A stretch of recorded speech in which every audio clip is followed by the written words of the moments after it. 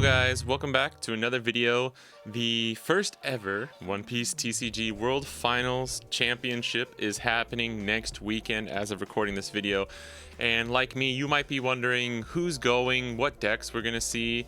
And like me, you might have been like, wow, there's not an easy way to see all this information. So I did my best to research everyone who won their respective nationals, get data on all of the decks, all of the top 2 placing decks that are going for like their respective countries, and then the top 6 for Japan.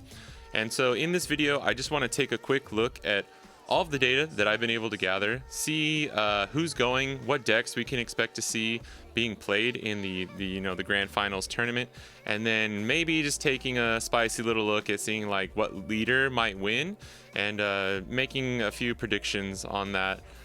Just for fun though, this is mostly just for people if you want to see like what the information is, and yeah, that's about it. So let's jump right into it and let's get started.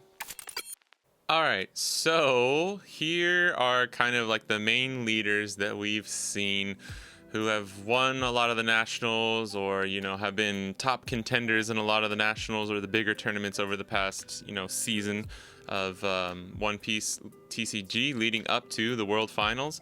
And this is gonna be probably what you're gonna see.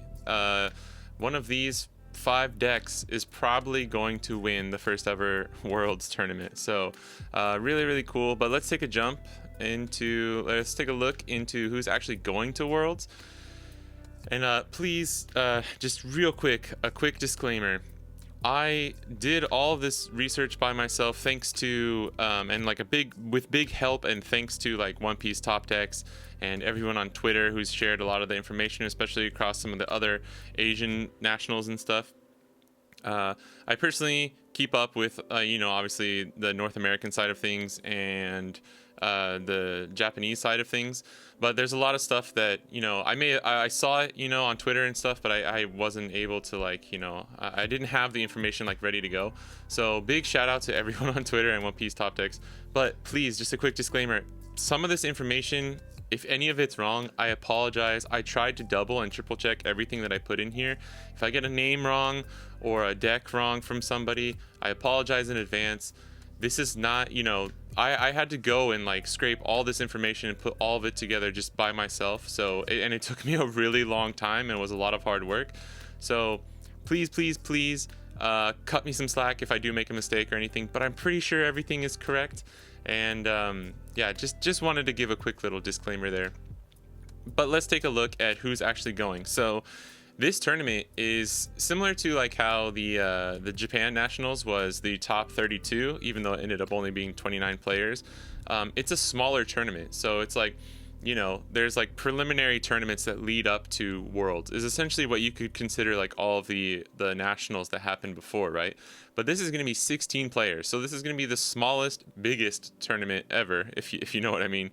And again, I'm pretty sure this is correct though, but it's the top 2 from the non-Japan nationals, which is 10 total. That includes Europe, Oceania, Latin America, United States, and Asia, the non-Japanese Asian countries. And then the top 6 from Japan nationals, the tournament. I don't know why Japan got 6. I understand it is, obviously a Japanese game created in Japan. Oda is Japanese, obviously One Piece is from a Japanese person. I think top 4 could have been fair, but maybe they just thought like otherwise it would be harder to split everything up if they only did 3 or 4 from Japan. So they just said, hey, let's just make it 6. So yeah, not really sure why they did that, but it is what it is. So let's start taking a look, and we're gonna start off with Europe. Alright, so this was from the European Bandai Card Fest that took place in the Netherlands. I was able to catch most of this on stream. I saw like a lot of the first day, and then I think I was there for the finals. I'm pretty sure I was, but I saw a lot of these matches, and the finals was pretty good. Definitely I think the top 8 Nami Rampton, that match against Fabian here was really crazy.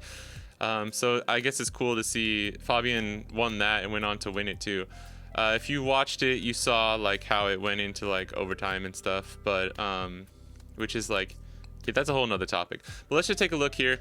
We got Fabian and Jorge. Sorry, that name's really hard to say, but I think I got close there. Obviously, both Sakasuki.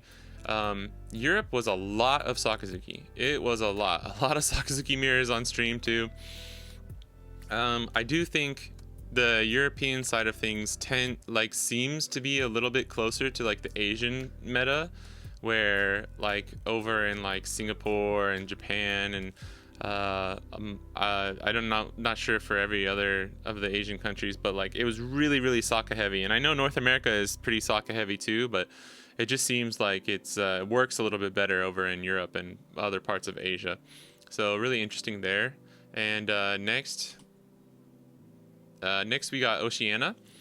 And this is one of the ones that started to shake things up. So we got Alan Liu, I believe, with Purple Luffy. Pluffy took first place, which was a pretty big shock for everybody. I don't think anyone was really, like, everyone knows Pluffy is strong, but I think people were a little shocked that Pluffy actually won, right? And then we had second place was Sakasuki, and I'm sorry, I don't know how to pronounce this name, but I think it's Minky Huang. Apologies if I get anyone's name wrong here.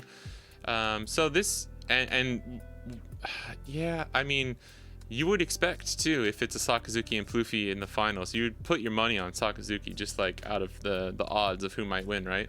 So it was really interesting to see Pluffy win, especially because the next one we're going to look at for Latin America, the Bandai Card Fest, was also Pluffy. This one makes a little bit more sense though, because if you see a Pluffy and an Enel in the finals, then it's like the opposite of what I was saying with Sakasuki. You'd probably put your money on Pluffy. This is probably Enel's toughest matchup.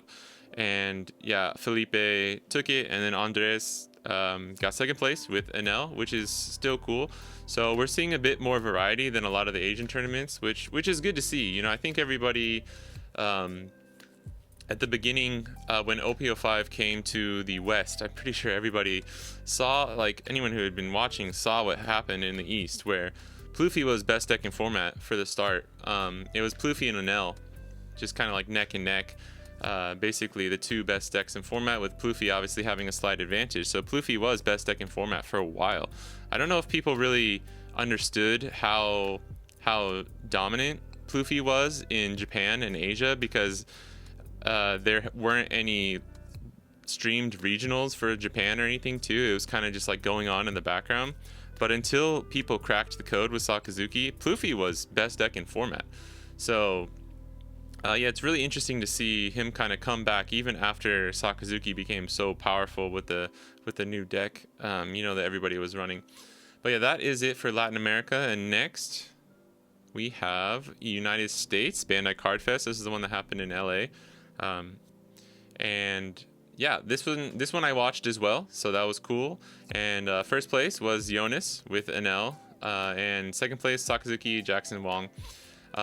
This was a good match to watch. And shouts out, huge congratulations to Jonas and Jackson. I'm from America, so these are my guys right here. These are going to be the two people I'm kind of cheering on. And I'm sorry, Jackson, but I am more of an Enel guy. I'm not a huge Sakasuki fan. In OPO5, I was playing a lot of Enel. He's kind of my favorite OPO5 leader. I'm a yellow-green Yamato main here in OPO6 and OPO7, but I do really like Enel.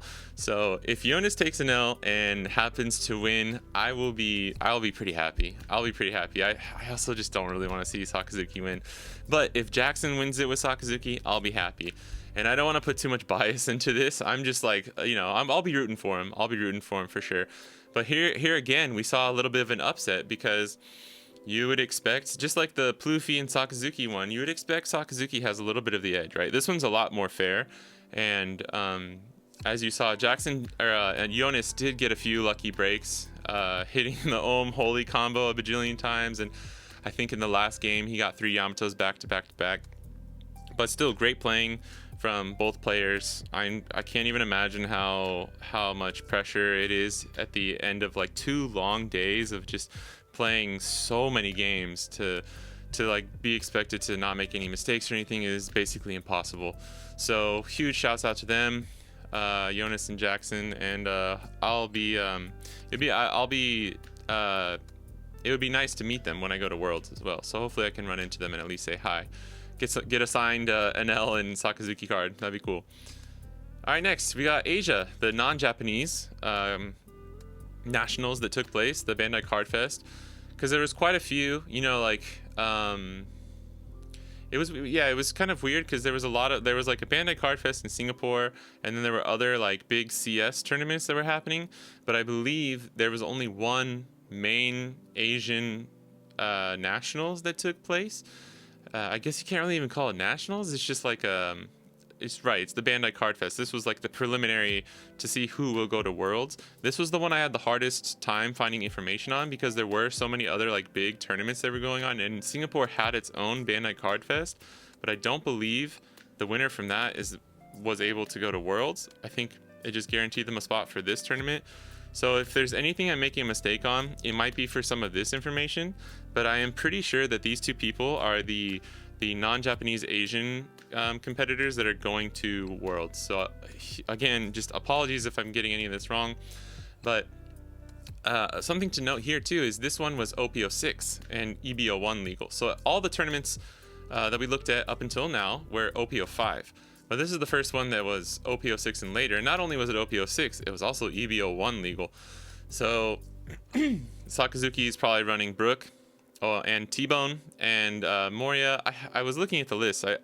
Moria doesn't really normally run too much from EBO1, but just something to point out there, right? That the second place person here who ran Moria will not be able to take Moria to Worlds. So first was Sakasuki, Guan Rong. Sorry, I hope I'm saying that name semi-correctly. And second place was Moria, and it was Ben, I guess. So congrats to them. I mean, we're seeing I think this is the second one that we saw that Sakasuki won. So yeah, again, just kind of like this is a lot more typical. If it was in OPO6 and you asked me like what are the two highest odds of leaders being in the finals, I would probably say Sakasuki and Moria. So this one's a lot more like by the book and what you would expect. And let's take a look at the next and last one, which is the Japan Bandai Card Fest. This was the nationals. This one was also OP6 and EBO1 legal. And I watched all of this one live, and man, it was pretty cool. It was a good tournament, a little crazy, some weird things happening. I'm pretty sure it was I don't know if I would call it an upset, but there were some unexpected things, right? And as you can see, first place was Green Uta. Tsuki Usagi is the player who won. I guess I don't know how he won against so many Sakazukis. A lot of the Sakazukis were bricking pretty hard on stream and just like getting terrible luck. But congratulations to Tsuki Usagi. He did a really good job. Second place was Katakuri, which is not surprising in Japan. Katakuri has done, I'd say, the best in Japan out of any other country or any other, area. And then third place was Sakazuki. And fourth place was also Sakasuki, and then here's where it gets a little spicy. Fifth place was Red Zoro, which is really, really cool, and Natsume is a pretty well-known player out here in Japan. He brought the spice, he brought the funk, he had the Giga Chad move to say, you know what, there's going to be a bunch of Sakazukis here, I'm just going to go for it and play Zoro and hope I don't run into like any yellow maybe, or Enel at least. And sixth place, bringing up the rear, Kabu. Yellow green Yamato, let's go baby. I was rooting for him the whole time. There was another I think his name's Kuma. He got like, I believe 13th place maybe. And then shout out to Ayatora, the Nami player who got 16th. He was the first match on stream and he won against the Katakuri player, and that dude's just cracked. He's like the best Nami in all of Japan. But these are the people who won the who get to go to Worlds, the top 6 places. Obviously, you can't run Yamato in Worlds, so it's going to be interesting to see what happens there. I'm curious as to whether Natsume might bring Zoro, because you are running additional cards. Like probably the best card that was available for this tournament was probably Kid and Killer from EBO1, which is a really, really good card. So without that, I'm not really sure how confident they might be in bringing Zoro all the way to Worlds. But this was pretty diverse. As you can see, only 2 Sakazukis in the top 6. You had a lot of different colors too. I mean, is that every single color besides purple? Yeah, I think purple's the only one that didn't make it in. But we saw some Plouffe winners from Oceania and Latin America, right? So yeah, pretty interesting here. And that is all of the top 16 players. So taking that data, looking at those leaders, and if I had to just put it all together and like make a semi-educated guess as to who I think will actually win, right? There's a few different options. It's like percentage-wise, who do I think is gonna win? Gut feeling, who do I think is gonna win? And then like, who do I want to win? Those are kind of like 3 different things.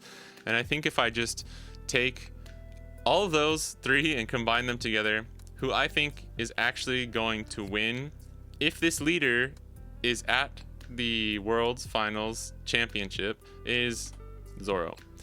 It might be copium, it might be kind of dumb, it might be kind of crazy, but I do think because this is OP05 format and it kind of seems like everyone's just going to be running Sakasuki.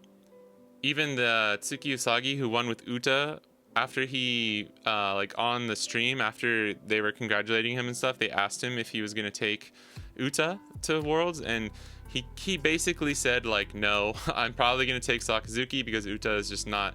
Uta needs the support from EBO1, but maybe he's bluffing and he's gonna show up with Uta. She is still pretty strong, but I don't think she's gonna be consistent enough to take to Worlds. So this is like, you know, if somebody is brave enough to take Zoro to Worlds, I think they could definitely win. They just need to dodge Enels, and they have a really good shot. Like, that's it. Dodge Enels, and then, you know, just hope you don't get, you know, outplayed by a Sakasuki player, or hope you can find your Diable Jambes on time, stuff like that, right? I just think it would be cool. The other reason I chose Zoro, and if you listen to me and Brandon, if you check out the other video we did where we talked about Worlds and the ban list, we both kind of decided that we both think it would be cool and just really awesome if Zoro won it, just to see like not only just a red leader, but a red leader from OP01 just like taking the first ever nationals for One Piece TCG would be kind of cool. And yeah, I mean, do I really think Zoro's gonna win? I don't know. I think he has a really good shot just because he has a good matchup into Sakasuki, and it will definitely be Sakasuki heavy, like no matter what. But it's probably safe to assume that Latin America and Oceania probably gonna bring Plouffe, at least 2 of them, right? Jonas, Giga Chad, one of the best NL players I've ever seen. He could win. So let's take a look at some of the alternate options, right? Since I'm talking about this already. So outside of Zoro, like the kind of like black sheep Zoro alternative, obviously Sakazuki's probably going to win. Just like based on how many people are bringing it, it's the most consistent deck. I think it's the best deck in format in OP05. But then there are some others who could take it, right? Enel. Jonas is pretty goated with Enel. Somebody else might bring Enel as well. Katakuri. Some of the Japanese players are some of the best Katakuri players I've ever seen, and it's not just relying on luck. Like, they also know how to play it really skillfully as a deck, and then if they get lucky on top of that, they just win, right? And then there's kind of like, you know, obviously Plouffe and Red Purple Luffy, which I hadn't talked about before just because it didn't win any of the top 2 spots in nationals, but it did. I believe somebody got top 4 in North America, and pretty sure they played Jonas, and he beat sorry, it was Jackson, right? I think it was one of Jackson's friends. I listened to him talk about it on one of the, I think it was a podcast they were doing with like Awaken TCG or something. But Red Purple Luffy and Purple Luffy are both kind of outliers for sure, but we've seen that with people knowing how to play against Sakazuki and teching their deck a little bit to play against Sakasuki and having the favorable matchup into Enel, you know, into yellow kind of in general, right? Purple's really good into yellow. Red Purple Luffy has 3 life, so it's kind of like a honestly, it's riskier than Zoro, which is why I think you're probably not going to see anyone running red purple Luffy unless they're really just, I mean, I want to see it. I want to see people being brave and just pulling off these crazy Giga Chad moves, right? But these are like, just if I took a Zoro away and I'm like, okay, who's like realistically probably going to win, I would probably rank it in this order. Like if you ask me just statistically who might win, probably Sakasuki. And then kind of Enel is also a little biased because I like Enel. But then Katakuri is huge too. And like, unfortunately, you know, Pluffy and Red Purple Luffy are at the bottom. You can kind of put Zoro in there too. But again, this list that I have here is really like, it's really razor thin, right? It's gonna depend on, you know, the players. Any good deck can beat any other good deck, right? The playing, the luck, the nerves. Just watching Tsuki Usagi win the Japanese Nationals, you could kind of just see like, oh, he's probably gonna have this because he was one of the most calm and collected people at the tournament. And nerves and being mentally prepared for a huge tournament like this is so important. And you know, there's so many factors. There's also the factor of a lot of people are coming in from other countries. They're gonna have jet lag and like adjusting to new time zones and things like that. It can take, you know, up to a week to 2 weeks to actually like fully adjust to these things. So the Japanese players do have a little bit of a home court advantage, you know. So that's also, there's all these little factors, right? So you can't just look at it on paper and be like, this leader beats this leader, so equals this person will win, right? It doesn't work like that. Card games are not that easy to predict, which is cool, which is one of the best things about it, right? So kind of going off that, it's hard to predict, and I'm just going out on a limb and saying like, if somebody brings Zoro and gets a little bit of luck, I think they could win. I really do. But then obviously I just showed you who, like, statistically, realistically, who I think will win. But I want to know who you think will win, right? Because I might just be a dumb guy picking his nose with my prediction. I want to know who you guys think will win. Let me know down in the comments or wherever. And yeah, I'm really interested. And just above all else, I'm so excited to go to Worlds. I'm so excited to see the finals and see who wins. And yeah, like I said, I'm going to be rooting for Jonas and Jackson. So good luck to you guys. And then outside of that, you know, may the best player win, right? You know, I love One Piece. I love the TCG. I just want it to be a good tournament. I just want to see some fun games. It's going to be hype. It's going to be so hype no matter what. So I'm really, really excited. All right, guys, that's going to be it for this video. Thanks so much for watching. I will be going to Worlds, at least on Saturday. So if you're going to go there and, you know, you're coming from America or wherever you're coming from, let me know. Maybe we can meet up, or, you know, there's a few people that I'm looking forward to meeting for the first time, or possibly just trying to say hi to. So really, really excited for that. But as always, thank you for watching, and I'll catch you guys in the next one. Peace.